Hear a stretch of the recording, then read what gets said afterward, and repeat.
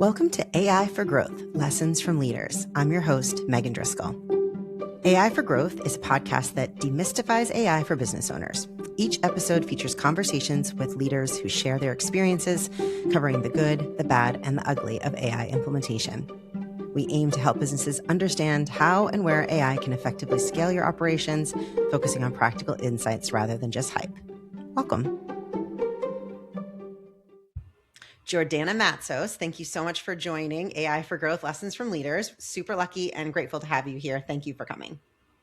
Thank you for having me, Megan. Excited to be here. Yeah. So start off with just kind of like who you are. Tell me about your company and tell me about you. You got it. I own a company called Higher Equity Recruitment, and it's our 5th year in business. We specialize in finding sales talent from entry level to executive level in Canada and the US for companies. And I'm in a bit of a unique position to do this because I spent about 20 years as a sales leader in a variety of different companies, from startups to enterprise. And way back when, I got my degree in HR. So I found a way to marry the two of them up. And I absolutely love recruiting. So when they say find your passion, I found it. I love it. Oh, good. So tell me what gets you going about recruiting. What do you love about it? Okay, this is going to sound very odd to start with, but it is short-term connections with people to help them to solve an immediate issue that I thrive in. So when I worked for different corporations, I would go into chaotic situations and help fix those situations. And within 2-3 years, they'd stabilize and I'd get a little bit of ants in my pants and want to move on to something else. And so what I found with recruitment is it kind of fulfills a little bit of that need to help somebody on a 2, 3, 4 month basis. And of course, hiring can come up again. And it's a neat way to kind of peer through the window of a whole bunch of different companies without actually working there. Yeah, I agree. That's, my background was in recruiting, and I loved the short-term nature of it, getting to know someone, helping them solve a problem, having them be super grateful. Yeah. I loved that aspect too. So that's great. Tell me, this is a podcast that I put together for small businesses. So they face all kinds of challenges. We're obviously going to focus more of our time on AI, but one of the things I like to ask business owners especially ones that are at the stage you're at 5 years, to tell me a little bit about some of the bottlenecks that you experienced when you were first starting your company and some of the issues that you were sort of the biggest issue that you focused on or that you had to deal with when you were starting. I think, the biggest issue is being an unknown entity and trying to define exactly what it is that you are going to do for whom. And you know better than anyone, Megan, in recruitment, you can be a generalist recruiter and you can be helping everyone with all of their hiring needs. Or you can nail down a niche and say, no, I really want to be working specifically in this industry or within this company or within companies that have this much budget or this much spend. That for me, proved to be somewhat challenging. I kept thinking that I should niche down more and become, even more relevant to a smaller market. And I don't know that I don't know that I'm there yet. I think that there's still going to be some iterations, but the biggest bottleneck for me was that I defined my role very broadly for far too long. And I think I probably still do, Megan. You hear it all the time. You have to be a marketer, an operator, a salesperson, finance, and you fill in the gaps of hiring contractors or using tools where you can. But I still struggle with that today in terms of, whatever I want to call myself. That's one thing, but the reality of what I'm doing is far, far different. And I think that still prevents me from going forward. Yeah, I think it's hard. I think it's hard when you're first starting because you do have to be everything to everybody, And so it's funny because when I work with clients, often we spend a lot of time on, I do this exercise actually where it's like have to do and, and want to do, right? So Yeah. Do we have to do it? If the answer is yes, okay. And do I personally want to do it, right? And Yeah. so then you identify the areas that you're really like, you have to do, but you really don't want to do. And that's your Yes. first area for offload.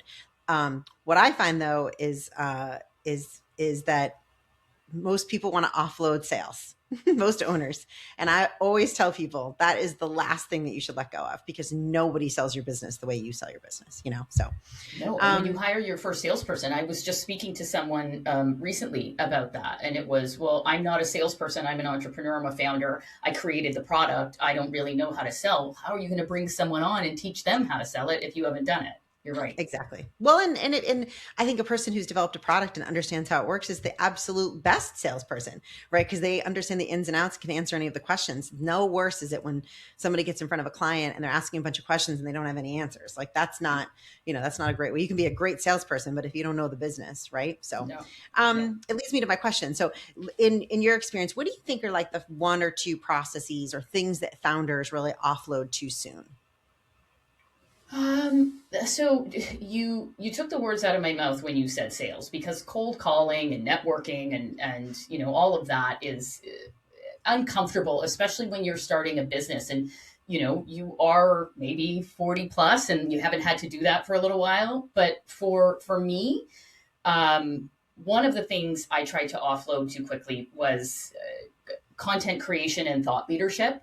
And I used AI tools very quickly for that, and thought that, I would kind of look at what everybody else was doing and mirror that back, or parrot that back, rather than doing what I knew best. I learned that the hard way, and then had to scale that back and say, well, what do I really want to talk about and who do I want to connect with? And I think the other thing was I tried to offload workflows too quickly onto a variety of different tools. Mhm. I don't know how else to put this, Megan, but like I was a little bit of like a tool jerk at the beginning. I was like, I'll Mm. try this, I'll try this, I'll try this, I'll pay for that, I'll pay for this. And my processes were all bifurcated. It was messy. Nothing was connecting to each other. And I didn't Mhm. take the time to sit down to actually look at what the workflow should be before giving it to a tool to do it. Yeah, that's a huge important point, and it relates so well to AI in general. An issue, it feels like there are so many tools, right? There are AI tools, there are just regular technology tools, right? There are so many ways that we can run our business faster, better, cheaper. The Yeah. problem is that when you don't clearly define what it is you're trying to accomplish, you get yourself into the exact situation that you're talking about, where you have too many tools that don't connect, that you Yep. spend money on. Some of them are overlapping. And in AI, I Yes, think they that's were. really actually quite a big issue. That's one of the things that I do in my coaching and well in my programming with for AI development or AI implementation is just working with clients to understand what that workflow is, and Yeah. then solving it for them, and being kind of like that go between, Yes. knowing like you don't need that full tech stack. This product can do all the things that you just purchased. It can do it all together.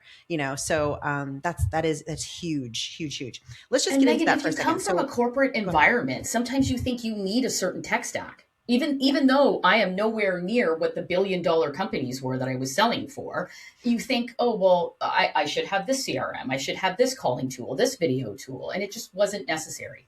Yeah. Do you use a CRM? I do. I use a CRM ATS in one because Okay. of what I do. So I use a CRM for business development that's called Pipedrive. It You use is Pipedrive. like, Okay. yeah, yeah, it's like light Salesforce. Salesforce just wasn't necessary for me, and HubSpot was very marketing. Yeah. But oh my goodness, there is no shortage of applicant tracking systems, candidate management systems. I probably went through one a year, which was a foolish decision, Megan, because you just Mm. get to know those tools. So I use something called Vincherry, and then I was using Bullhorn and so many different ones. And you get Hmm. all your data parsed in there, and you just start to get accustomed to it. And someone comes over with a big shiny object and is like, "Oh, look, we've integrated AI chat, we've integrated video tools," and I would jump from one to one. But the one that I use today is called Job Adder, and it integrates nicely with LinkedIn, but it Okay. also enables me to control my candidate flow and my candidate pipeline, and then do my business development activities with companies on the other hand. Great. Does it connect to Pipedrive? It does. Yes, Great. it Great. does. That's Yeah. important. Super. Mhm. So, just in terms of like AI, like, so tell me a little bit about your experience with AI, what programs you've used. Just kind of give me a high level overview for like, where you've seen AI fit into your business. Like everywhere. And Everywhere and nowhere is what I hear from most people. it, it's I Everywhere, and I'm like, I feel don't know what this is, how this is going, but I know, and I feel like it's a very deliberate, purposeful act for Mhm, me to use AI and integrate AI, and I don't know that it should be right now. And that's probably where you and your business come in a very meaningful way. But for me, the first area that I started to use it in was marketing and content creation. mhm, So I would use things like CapCut for videos or Veed, or I would use Canva for helping to create my presentations. And I know that there are many more tools that are out there now for that. But that helped me greatly because I was spending $3, 4, $5,000 a month on marketing agencies that would sit down with me and interview me to help them to understand how to create the content. So that was where I found that it was able to streamline things immediately for me. And then that bled into email sequencing and business development. And so that's where I started to use. And again, Megan, I've used almost everything. So I use tools like Apollo and Sales Gong and Outreach and Seamless, and varying degrees of success with them. mhm, Definitely improved my processes, and I was seeing a return on investment in terms of conversion from my email, my lead generation, into actual sales and meetings booked. But I don't think I needed to spend the money that I was spending on all of these different tools. mhm. As you mentioned, someone is doing something that someone else is doing, but you don't even know because there's just one little iteration of it that you say that you need. So business development and marketing, it's fundamentally changed how I operate. Yeah. I think that I think when I think about AI in general, I think it's this, I don't want to say it like safe, but like it has enough case study support to show how it can be really, really useful in lead generation, sales, business development.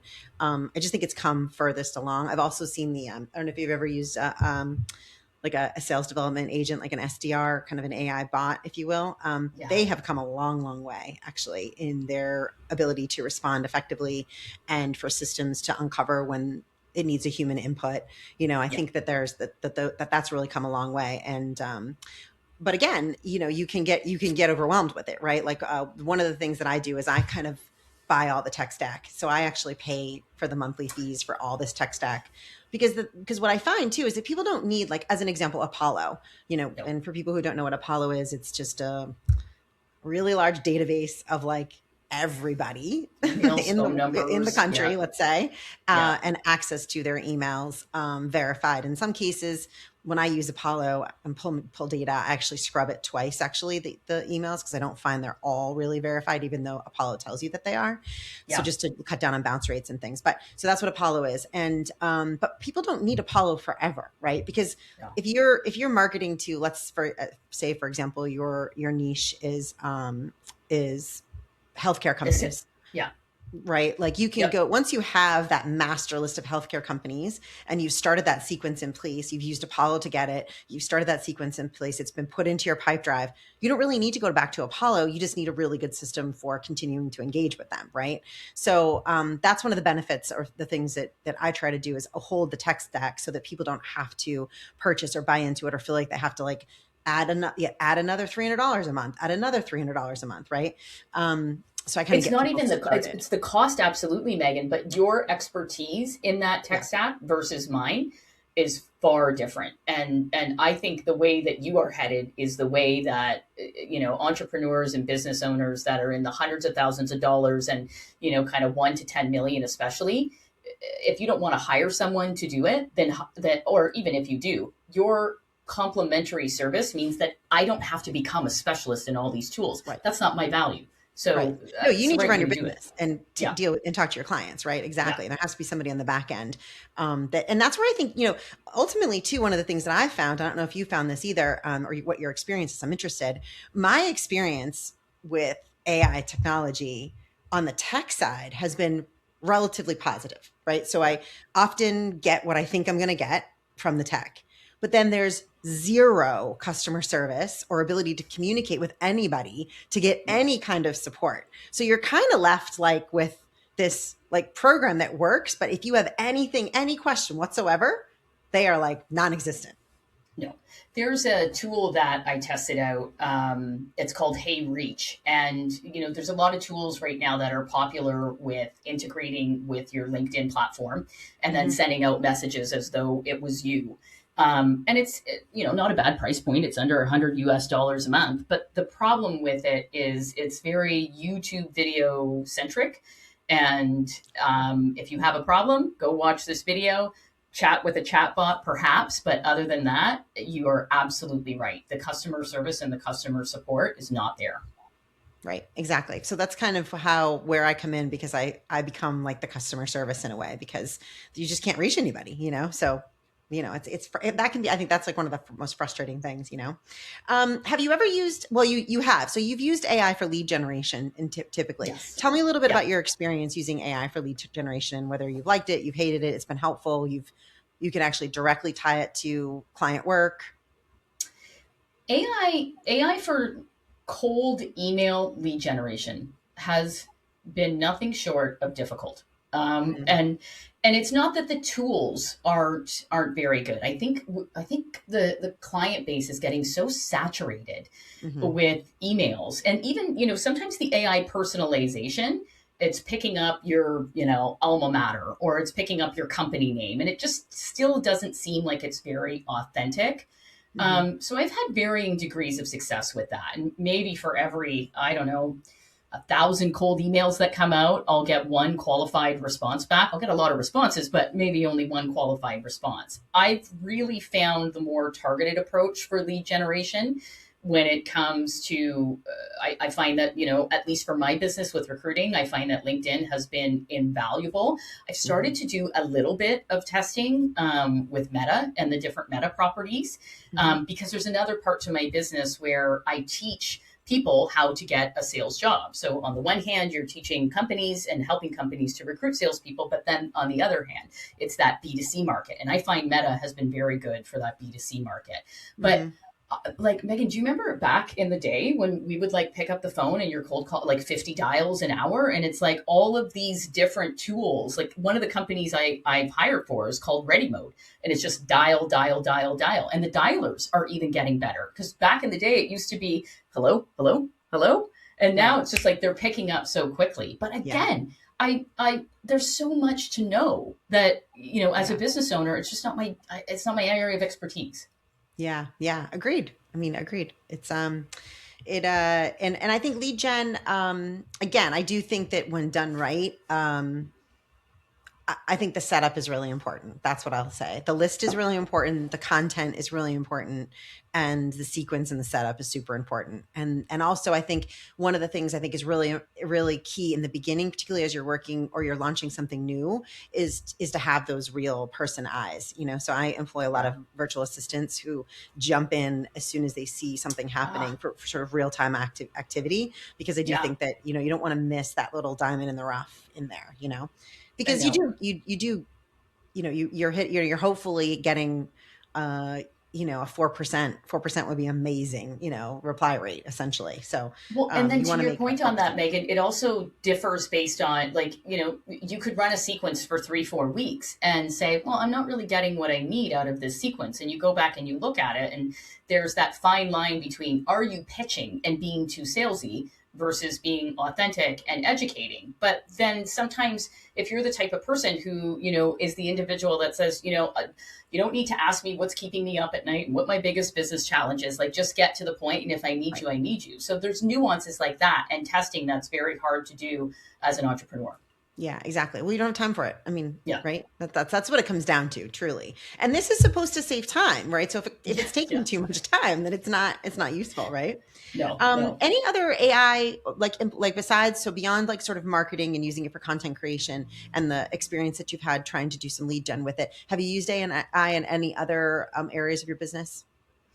I mean, I think for candidate sourcing, I've used AI. There's things like tools, AI resume parsers, Hmm. How do transcription you find tools. those? How do you feel those are? I feel like everyone has a very, especially in sales now, there are very similar resume formats and very similar keywords being used and statistics. So, it's it doesn't bother me or the clients that I work with as much because the clients rely on me to be able to give them my impression of that candidate. So, Mm-hmm. if 5 resumes look similar, that's okay to them. I think as a candidate, where it becomes tricky is if you're not working with a recruiter and you're trying to get into a company that has five, six, 700 applicants and your resume looks like everybody else's. And if it's an applicant tracking system, they all work with different parables and different types of benchmarks. So, one company that's using Workday and another company that's using Lever might not be auditing Mm-hmm. you in the same way. But I find the transcription tools, Megan, that's one area of AI where I think it's getting a lot smarter. And oh my gosh, has that saved a ton of time? Because if I'm interviewing a candidate and I can actually focus on what you're saying versus taking notes, it's far better. So I love those. Yeah. Yeah. I think transcriptions like just chef's kiss.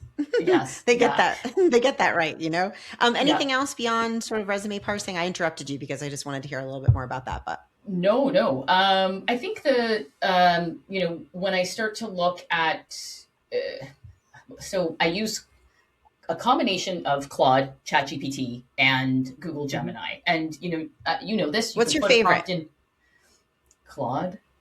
I I do. like Claude I too. I like Claude. Claude is my favorite. Now I saw Claude co-work the other day, and I'm like, oh, what's this? And then I went down a hole, and again, Megan, I had to pull myself back. So I'm like, I don't need to know this. Someone else that Right. specializes in this can tell me if I need this. I'm Exactly. not an engineer. I don't need it for coding. I will tell you that when I launched the B2C side of my business about a year ago, I had thought about, a few different website formats to be able to use ClickFunnels and a bunch of other ones.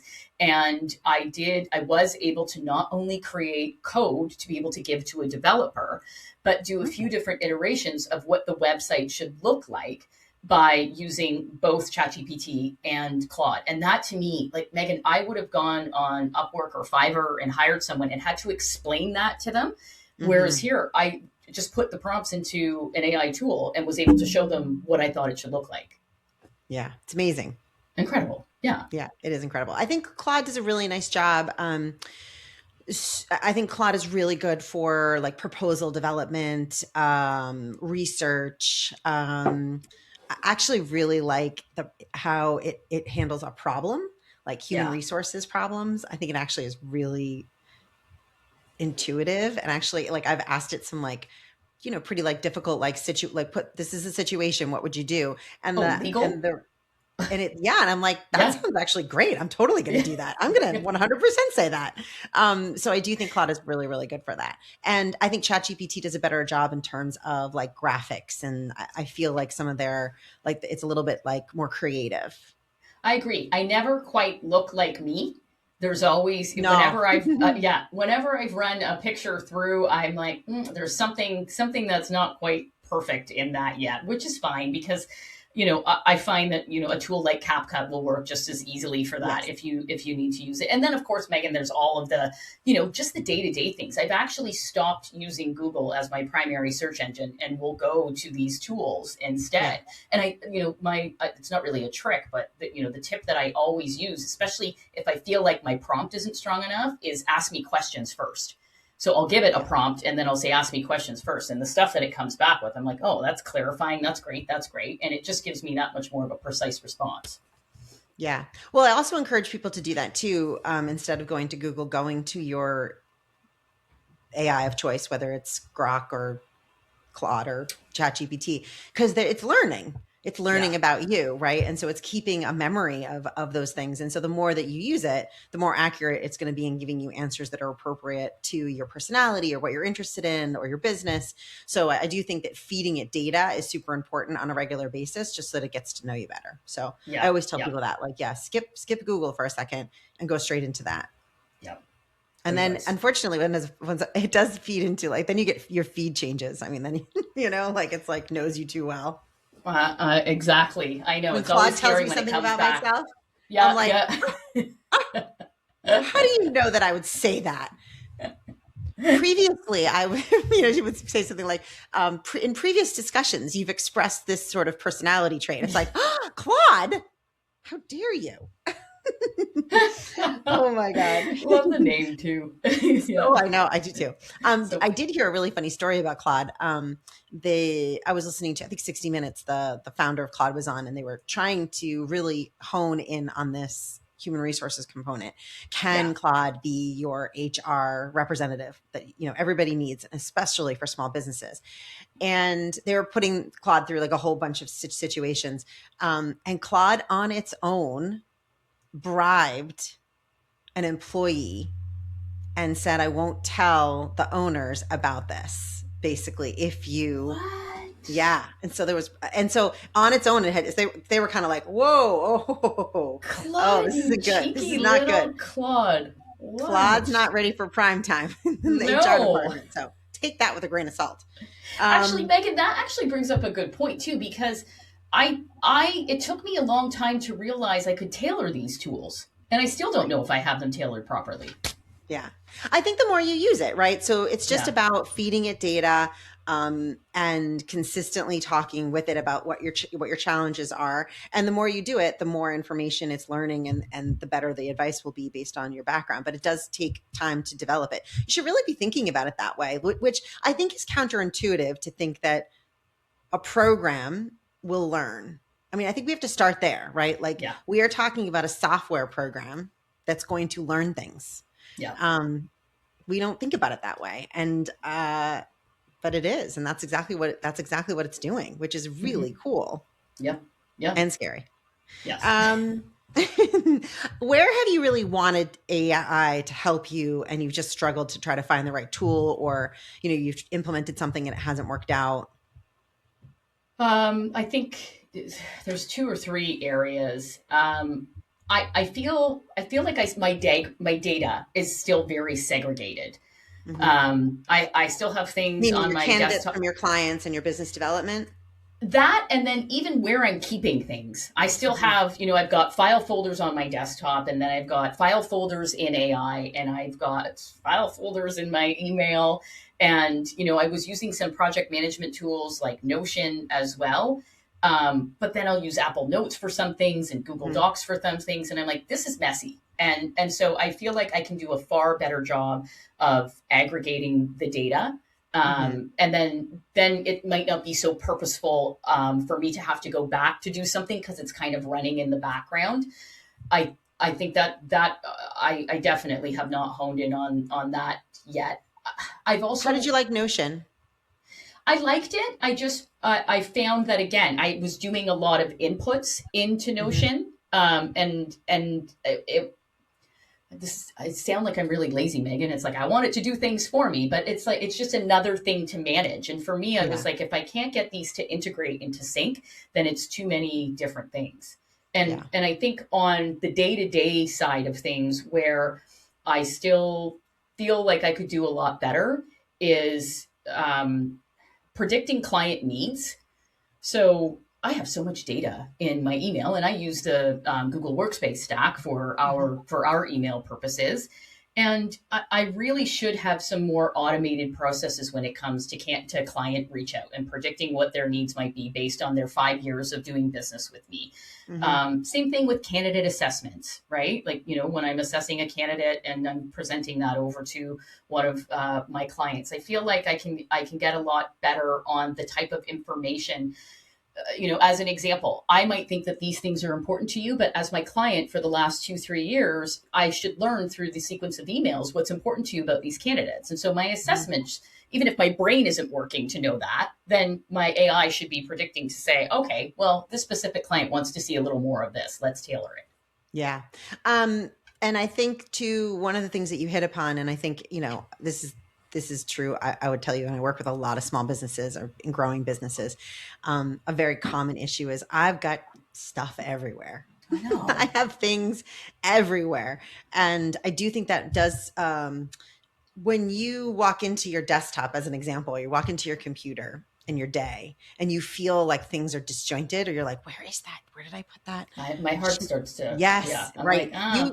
You start every day like kind of with some nervous energy and a little bit of like anxiety, right? So I do yes. think that there's some benefit in creating an SOP, right, with whatever technology you choose to use, but creating an SOP and then sticking to it. So you can like guarantee that every single time you take this process, when you are saving a document, when you are saving a candidate information, whatever it is that you're doing, it doesn't matter the genre of business, but just really thinking about your workflow again, right, and detailing that out in a very clear, and then committing to doing it. Because I think that you're not alone, and that there's a lot of business owners who walk in and think, shit, I where did I know. put that? And I've then you got spend five folders minutes and trying I've to got find it. tools. So annoying. I know. But then to take that a step further, what you have said is not lost on me. But then what's the next step? Is AI smart enough to actually create that SOP for me, or what needs to happen next, Yeah, right? probably. Yeah. Yeah. Yeah. I mean, I would use it to create the SOP, and then I would yeah, that's what I would do. I would 100%. I mean, if you're Yeah. working with me, that's what I would do. I would find you the best SOP. We would agree, right, that that works, and then we would basically implement the technology. Essentially, Yeah. that's what we would do. And that's the kind of it's solving those kinds of problems. It's like the thing that is just the bottleneck, the annoyance. Like That's a big if deal. you yeah. And then when you take that off your plate and you don't have to worry about it anymore, like I said, you're walking into your desk and things are organized, you know where everything is, like amazing, Yeah. totally amazing. So, um, do you have any like specific thing? Well, besides what we've talked about, but anything that like pie in the sky that you would like to solve with AI? I think you mentioned it sort of. I mean, it would be really cool to use AI to scan all your emails and tell you what candidates have said about what they're interested in, or tell you what clients have said that they're interested in seeing. I do. And I mean, if I want to get scary with AI, which kind of goes down a fine line of is it ethical or not. But as you mentioned, the more you use AI, the smarter it gets, the more it gets to know you. And the more I worry about it parroting back what I already think and what my views already are, right? Like it's like our social media feeds. I Mm-hmm. noticed about 3, 4 months ago, I was showing my spouse one of my social media feeds, and she's like, "This is a mess. It's this, it's that. Like, what are you watching? What's happening in your brain?" And so I wonder if when I'm using AI, if it's predicting the way that I'm thinking anyways, and just assuming, is it challenging my assumptions, or is it just assuming what I'm doing is the best way of doing it? So I don't know if there's a way to change that. Yeah. One of the things that you can do, and I try to do this too, is to say, I'm not sure I'm thinking about this properly. I'm not sure I'm seeing all sides of this issue. I would like an opposing view backed up with data for how my so I am challenging it to challenge me. That's a great So be idea. thinking about that when you are doing it. It's nice to add at the end where you feel like you've solved your problem or you've gotten what you've needed. Yeah. Is there a downside to this? What would be the problem with this? Do you see anyone having any issue with this? Is there any data that you can pull that would not support what I'd like to do? So I think you have to train it that you want to know Yeah. what the other side, opposing view, what other people would think, that kind of thing. I think it's important to pull that in. Yeah. And you have to want to know that, like I do, Yeah. Maybe because you the don't want further to you know, get, but yeah. But then if it's we're in such a gray area now in life and in business, that to just be so black and white and assume that, I don't want to continue to go down that path. So you're right. That's yeah. a great suggestion. Yeah. So yeah, try to implement that might be good.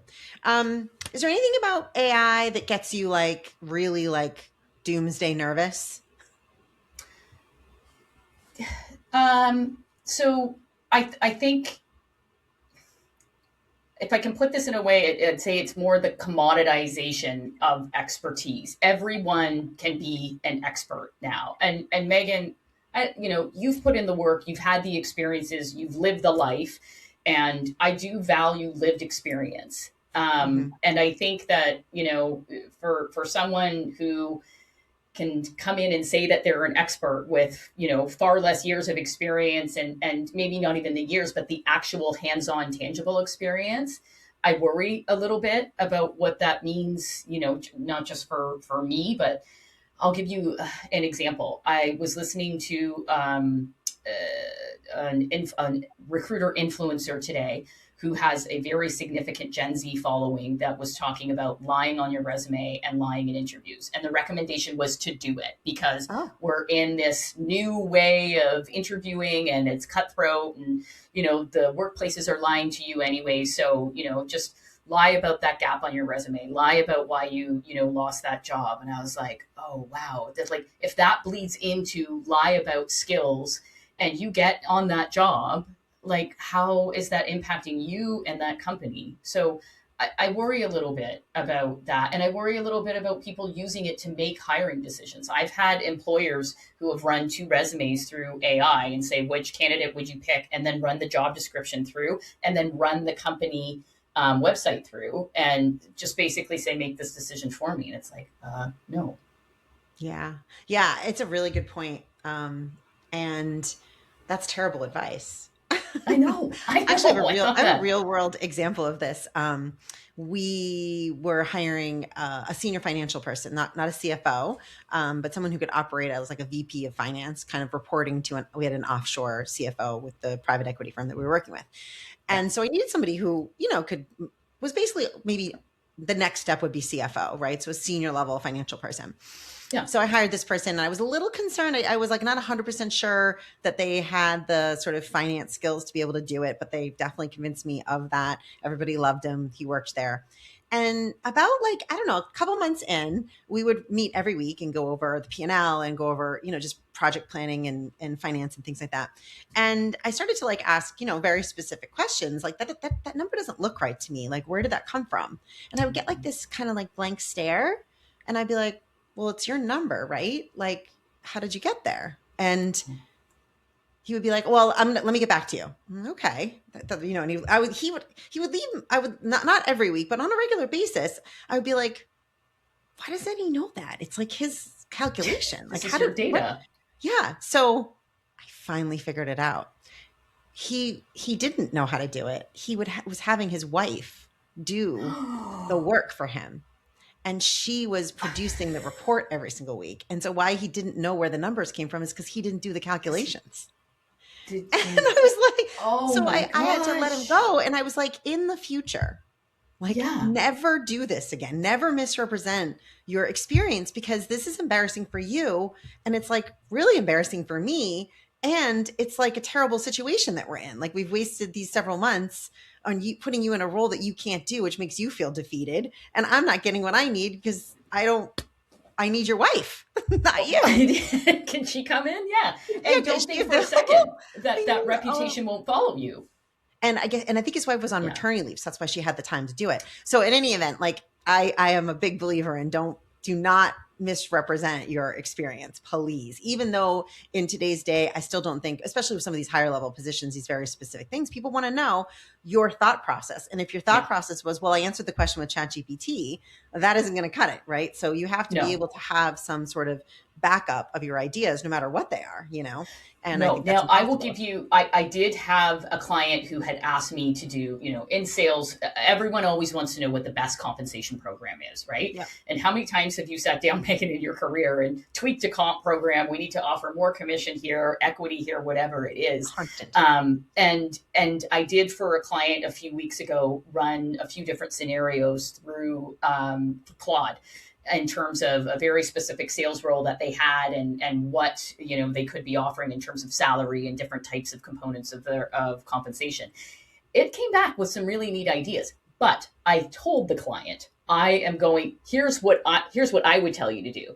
I am going to go to AI and tell you what it thinks. So there's a difference in doing that. But oh, Megan, that is a horrible Yeah, I think if you're experience. presenting the data like I went to AI and this was the suggestion, I mean that's Yeah. fair, Yeah. completely. But in today's day and age, you still do need to defend how you came up with that idea or that proposal or that decision. Hmm.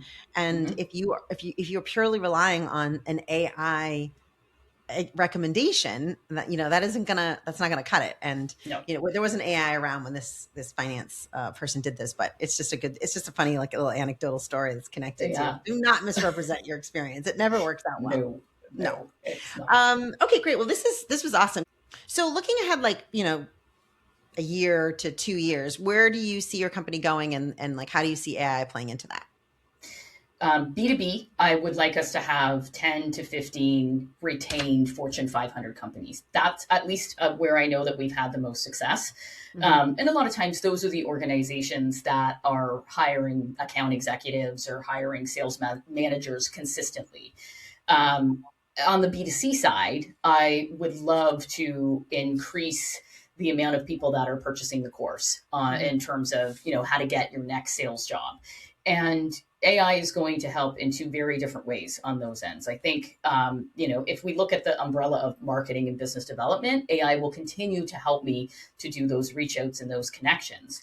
But the way that I see AI helping me the most throughout those two is taking on some of the tasks and responsibilities that I know that I am not good at, and I need to streamline the amount of tools. So you just mentioned a great example about 10 minutes ago when you were talking about the SOPs. Wouldn't it be Hmm. amazing for me to open up my computer and not have to worry about the 10 different areas that I go to check all of the different things that I'm doing, but it's consolidated into one? Wouldn't it be great if AI in the background was running systems and processes so that it wasn't a purposeful and deliberate act to go to this tool, to go to that one, to go to this one? I'm not going to be able to scale if I don't do that. AI is not going anywhere, and I don't want it to. I'm blessed for having it in my life, but now I need to pivot and learn how to use it smarter. It's not just about how to use it; it's how to use it more efficiently. Yeah, for sure. Great. Well, where can people find you if they want to in the future? LinkedIn is the best spot to find me. Just search Jordana Matsos and chat with me there. Great. And what's again the name of your company, your website? Higher Equity Recruitment Agency. Awesome.